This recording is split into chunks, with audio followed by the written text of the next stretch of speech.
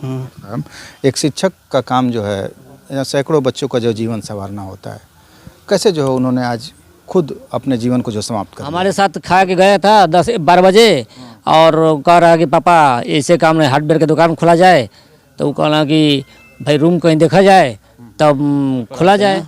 ठीक है, हमारी शादी की बेटी है, उसी में रहते हैं, उसी में मतलब उसका थर्ड में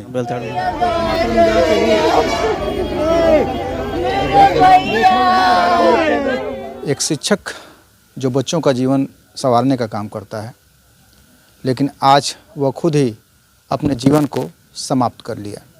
यह घटना जो है बलिया जनपद के बेलथौड़ तहसील अंतर्गत बेलथौड़ नगर के वार्ड नंबर 11 यादव नगर की है, जो जहां मनीष शर्मा नाम के एक शिक्षक थे जो बच्चों को जो है पिछले 5 सालों से जो ट्यूशन पढ़ाते थे। यहाँ जिस तरह से बताया गया 2 साल से जो है ट्यूशन पढ़ा रहे थे, और आज उन्होंने अपनी जान दे करके अपने जीवन को जो समाप्त कर लिया है। उनके जैसा कि बताया गया है, जो उनके सहपाठी जो थे, जो साथ में ट्यूशन पढ़ाने का जो काम करते थे, 2 लोग थे। राघवेंद्र जी यहाँ पे मौजूद हैं।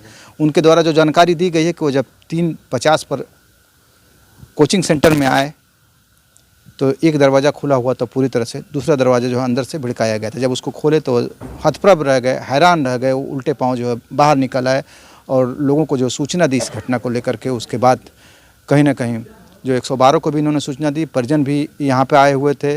उभाव थाना इंस्पेक्टर जो है दिनेश पाठक और जो चौकी इंचार्ज मुकेश यादव थे। फिर करीब 2 घंटे बाद जो है फॉरेंसिक टीम आई है और अभी जो है मनीष शर्मा के शव को पोस्टमार्टम के लिए बलिया ले जाया गया है। जिस तरह से यहाँ पे राघवेंद्र जी हैं, बहुत ही मतलब इस समय उनकी हालत क्या होगी आप खुद समझ पाएंगे, और उनके जो चचा भी हैं उनसे जो बात करेंगे, और एक शिक्षक द्वारा ऐसा कदम क्यों उठाया गया इस संबंध में आपको जानकारी देने की कोशिश करेंगे।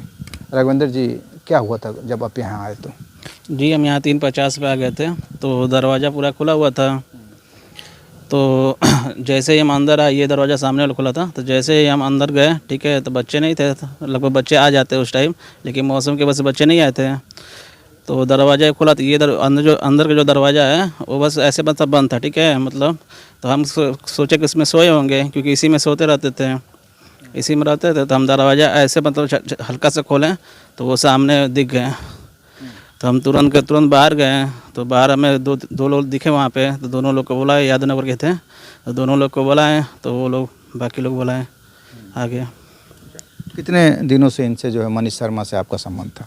संबंध तो हमारा तो मान लीजिए 18-20 साल संबंध था। एक ही क्वार्टर हम लोग रहते थे, राम सबद के मकान में रहते थे, एक ही बार रहते थे। हमारा घर बन गया वहाँ से हम सुंदरी स्कूल के पास वार्ड नंबर 1 में।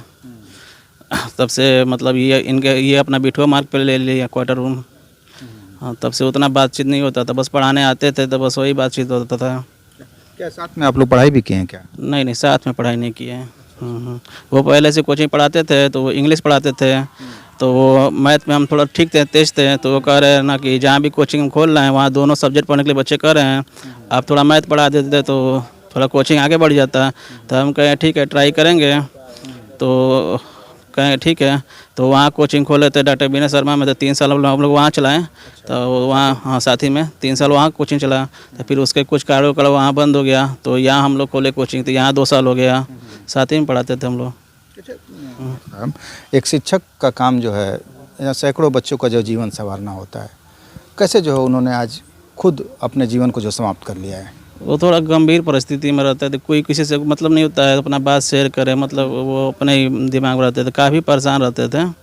किस बात को लेकर के उनको परेशानी थी? कुछ दिनों से मतलब यही कहते थे कि कोचिंग के मतलब बिजनेस से कुछ आमदनी नहीं हो पा रहा है, और बाकी कुछ फ़ायदा भी नहीं हो पा रहा है। कुछ पैसा जो बचता था वो भाड़े में चला जाता था, कुछ बचता था तो इधर उधर ख़त्म हो जाता था।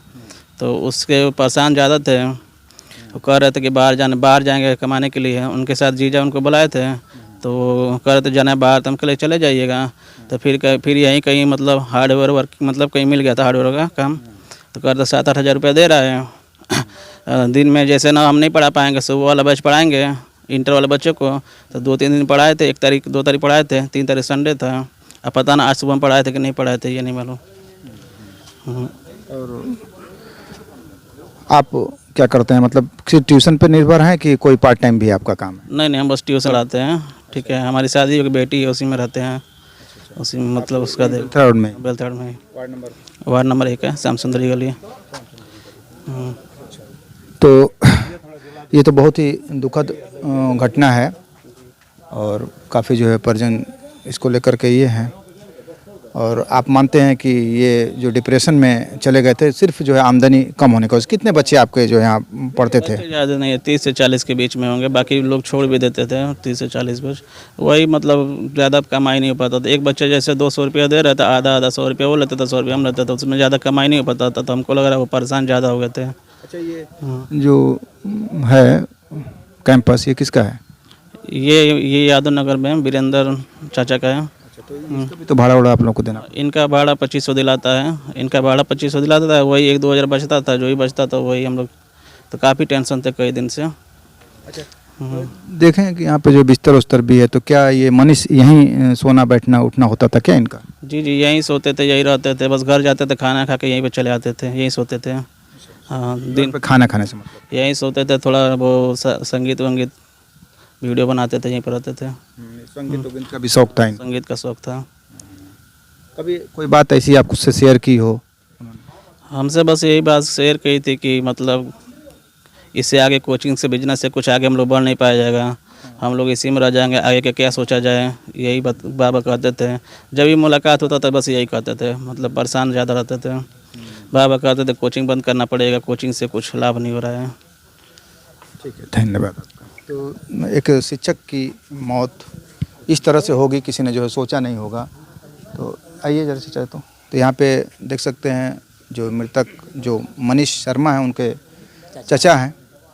और जिस तरह से बताया गया है कि यह सिकंदरपुर थाना अंतर्गत कहाँ के भीमभर के भीमभर के जो रहने वाले हैं। पिछले कुछ दिनों से रोजगार के सिलसिले में इनके पिताजी जो यहाँ आ गए थे और यहाँ बिठुआ मोड़ पर वह किराए के मकान में जो है अपने परिवार के साथ रहते थे। और इनके 5 जो बच्चे हैं, 5 बच्चों में दूसरे नंबर पे ये थे। इनके चचा से जानते हैं कि मनीष को लेकर के यह क्या सोचते हैं और किस स्वभाव का वो बच्चा था। नाम बताइए आप। हमारा नाम अशोक शर्मा है। हमारा मनीष लड़के हैं भाई का। आप कहाँ रहते हैं? हम घर पे रहते हैं भीमहर। रहते हैं? हाँ। ये घटना सुन करके? हाँ, सुन के आए हैं, 3-4 बजे करीब में आए हैं। मनीष से आपकी कब बात हुई थी आखिर? ओ मलू कब बात भेला? अरे तुझसे पहले ना अंकुर से बात भेला ना 3-4 बजे। उस सवेरे बात हुई कि हमको टिकट बनवा दीजिए, ट्रेन से हमको कहीं जाना है। ठीक, तो एक मेरा लड़का कहा था कि ठीक है हम देखते हैं टिकट बनता है कि नहीं बनता है। तो फिर वो कहा कि नहीं कहीं ज़मीन देखना है, वो ज़मीन देखा जाएगा तब हम टिकट बनाएंगे तो जाएंगे।